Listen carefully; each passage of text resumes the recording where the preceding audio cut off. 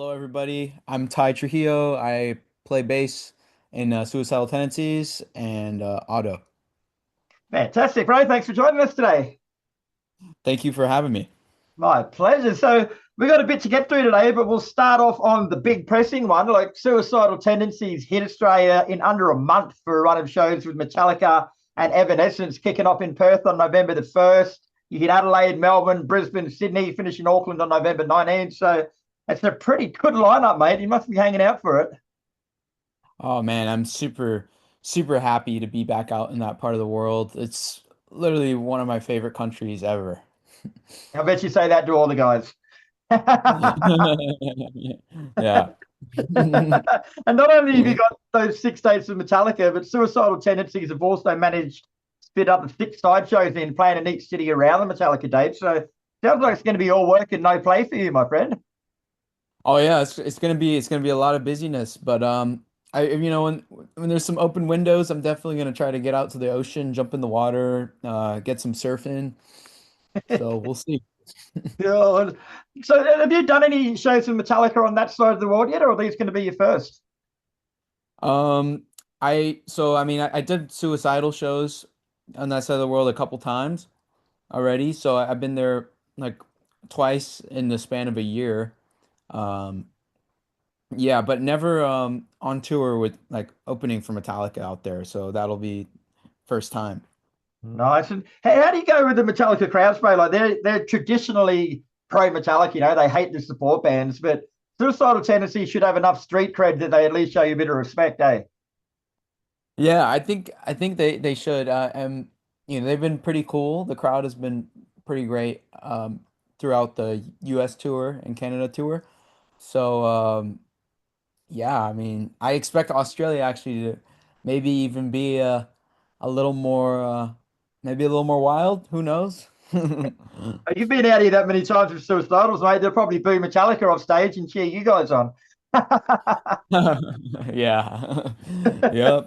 That's how it is. And on the nights you're playing with Metallica, you're going to be playing stadium-sized arenas, but for the side shows, they're going to be much smaller, more intimate venues. So, other than the size of the venues, how different are the two shows going to be? I think they're gonna be drastically different because the big shows are like super like wide and like it's not like as intimate. And then the small shows are more like in your face, and the crowd's just wild. I mean, both are equally great though. Yeah. What about, I'll put you on the spot here, bro. Personally, what do you prefer to play, the bigger ones or the ones where people are up and in your face? Oh, I mean, I would say it's a tie. I think they're both great in different ways. Yeah. So, we've got a tie from Chai. Yeah. The Yeah. other cool thing about the Metallica shows is you're going to be playing with your dad, who's on the same bill as Metallica's bass player, of course. Like that's almost surreal to think about, mate. Like going on tour to the other side of the world with your old man and you in the same touring party. Oh yeah. It's gonna be yeah, it's pretty crazy to think of that. And yeah, it's gonna be a great time, great hangs with everybody, with dad and with the band guys and everybody. It's gonna be it's gonna yeah, it's something I'm looking forward to. Oh yeah. What's your dad like on tours like that, mate? Like, does he stay in dad mode with you, or are you just like another muso on tour? Oh, it's like he's got his routine and they all have their routine. So we'll get some time in hanging out together, but a good amount. But then there'll be times where he'll be in the next city or I'll be coming in uh, to meet up, to meet up with them for the show and I won't get there until a little later on than they do. So yeah. He doesn't ground you if you're late in. You mean? Yeah. Yeah. And of course, like Rob played with Suicidal Tendencies before you joined. So when you did join the band, did he give you any advice on how to play or what to do, or did he just let you sort of grow into the role yourself? So I listened to a lot of the songs on my own and like played through them, but then I asked him some questions about certain parts and he helped me through them. I listened through them, like the more complex sections and some of the albums he played on. Mhm. Uh, so here and there, but mainly I listened to him just kind of by ear. Yeah. And what Yeah. was it like learning bass parts that he wrote for the band? Like, were they challenging to learn, or were they similar to what you might come up with? There's they're similar. I think it's a lot of straightforward stuff, I would say, in terms of the riffs and stuff. So wasn't crazy hard, but really cool riffs though. Yeah. Would you have done it much differently if you were writing? I mean, maybe I probably would have played some parts differently, like, naturally of what since our playing style is slightly different. Yeah. Um, so probably, yeah. Yeah. And over the Yeah. years, man, like you guys have played on stage, you and your dad, I mean, have played on stage together a number of times. So what's the one memorable moment that stands out to you the most being on stage with him? Um, I think way back, like when I was really young, we I played in a band. Well, it was like a kids cover band before like I formed Auto or anything. We played, like, my dad used to come up on stage with us and jam the song with us for fun. An original song with us, and it would be like, like at at a few shows we did it, and it was very memorable because it was like my first time really like playing with him on stage. Um, and everybody was like super engaged, and that was pretty crazy. Yeah. And when you first started playing bass, like when you were younger, bro, like did he teach you how to play, or did you sort of go off more on your own and learn from other people and make it important to learn your own sort of style? He taught me how to play like certain parts and stuff and certain things. Then I took that in advice he gave me, and then I practiced it on my own, and then like learned some stuff on my own with that. Yeah. So Yeah. at what point of your career, like, because I've got mates who are in bands with their kids and stuff as well, and like it's even on the smaller level, it's hard for the kids to break away from their dad's shadow to an extent, even though they don't want to, they still want to become Yeah. their identity. Like, do you remember at what point you actually sort of sat back and thought, this is it now, I've got it, like I'm my own man? Um, I think like I'm still, I think because it's this is yeah, because I think it's a journey, I think it really is because I still think that I definitely am, my own identity and own person on stage, and my own style, but I still think some people don't catch on to that yet. And Yeah. I think I'm still on my way to that point where I mean myself, I am confident where I'm like, yeah, I'm my own person, and like my own type of player, and I've always known that, I think, throughout the whole time. But I think like where I feel like everybody catches on to it, it's I think I'm still on my way to that, still on Yeah. my way. Sorry to Yeah. put that one on you, mate. I know that was a hard one to answer. All No, good. Yeah. away from Suicidal Tendencies, you've also got another band called OTTO who are Yeah. releasing your new EP Sweaty Pool on December the 5th. Like, I've got to Yeah. ask, like, what's the story behind the three T's in Otto? Like, it doesn't even look right when you look at it. So the original thing was just like a business copyright issue, but Okay. to make make it interesting though, it's like we were like a three-piece kind of band, so for each member, the TU represented them. All right. Yeah, that's cool. Yeah. So, tell us more about Sweaty Pool musically, bro, and what you guys are going for with it. Mhm. Yeah, I mean, Sweaty Pool is really just a trippy song because it really is a combination between a lot of different styles into one kind of melting pot.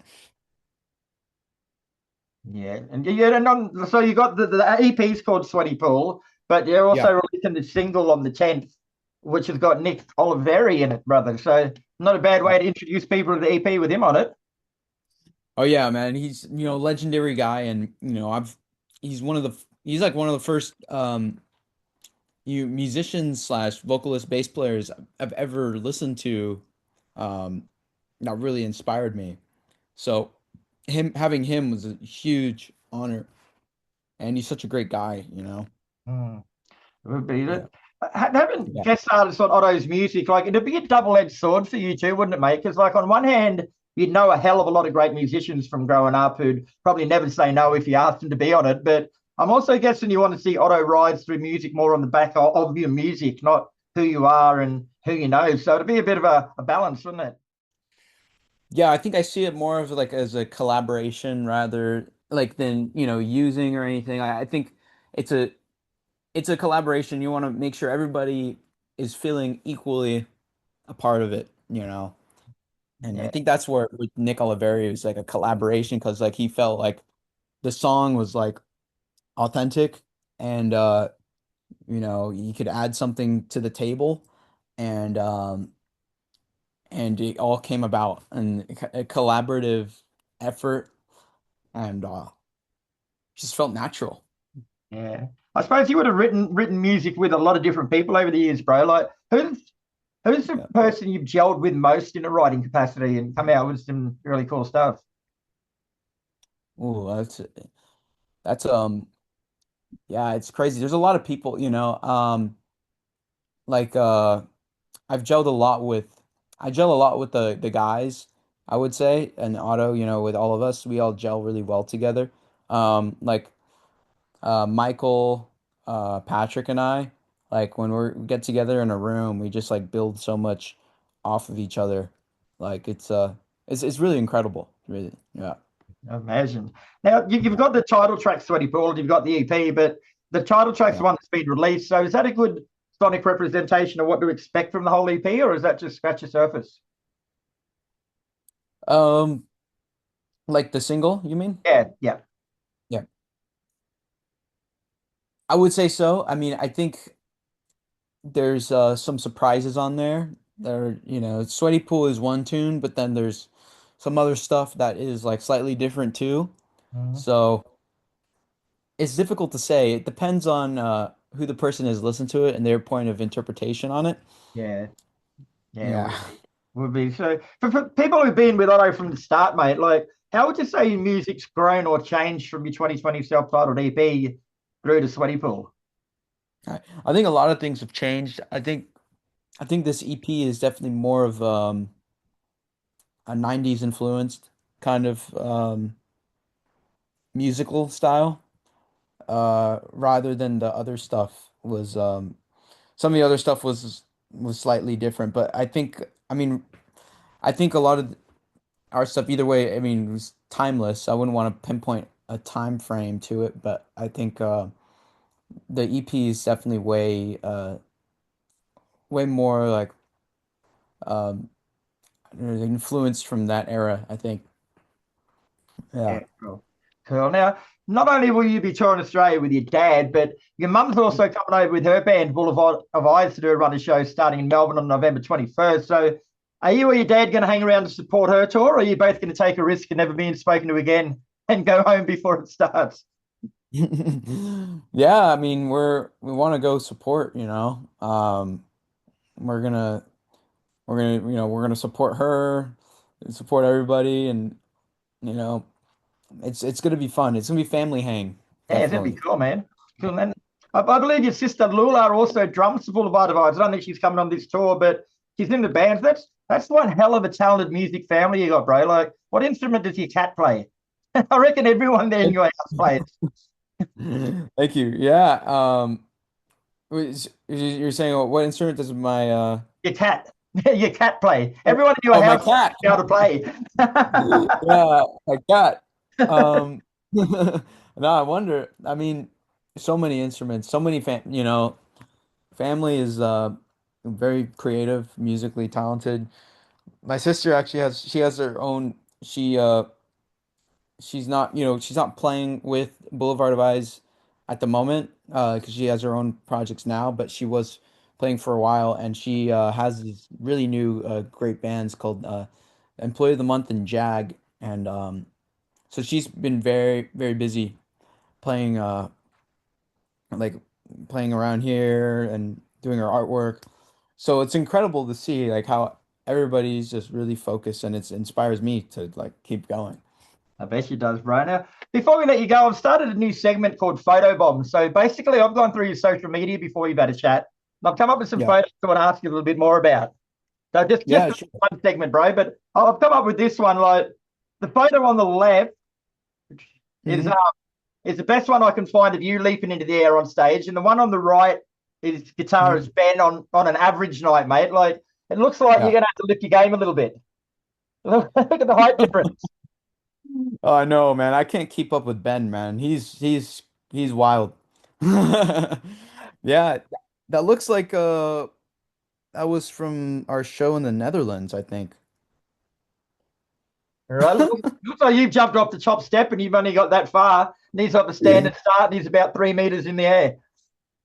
Yeah, I can't keep up with Ben. He's insane. Yeah, I love his jumps and stuff is insane, and his own band Dillinger Escape Plan is incredible. What's it like being on stage with those guys though? Like, does you say he's all over the place? Like, do you have to have your safe corner where you can go and say like, this you're not allowed in here, get away from me? It's inspiring to be on stage with those guys because I learned so much from them, from their stage presence, from their musical skills. Um, I definitely, look out to be aware of everybody and try not to bump into people. So that's something to be knowledge of. But yeah, whenever I'm running around, I'm like, I can't run into this guy, I can't run into this guy. I gotta dodge this person. You Nope. almost need a navigator on stage. Yeah. Yeah. All right, Always this gotta. photo I've found, man, is to be young Ty on Mhm. stage with a gentleman by the name of Jonathan Davis. Like, look at that smile on Mhm. your face, bro. How happy are you at that moment?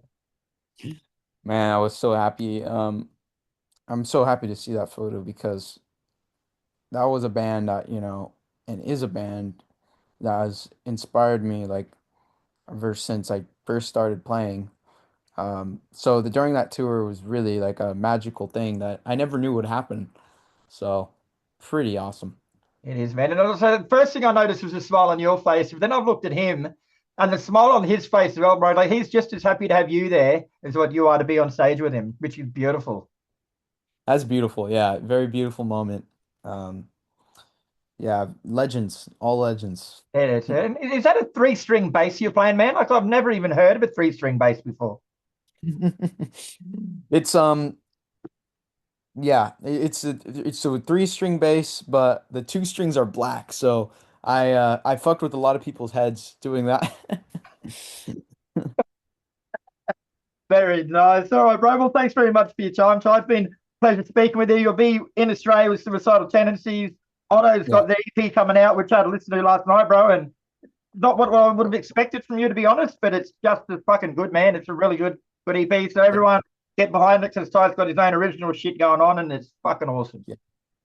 Thank you, man. I really appreciate it. And yeah, keep an eye on the new EP. There are singles coming out and the music video is coming out for the single this Friday on the 10th.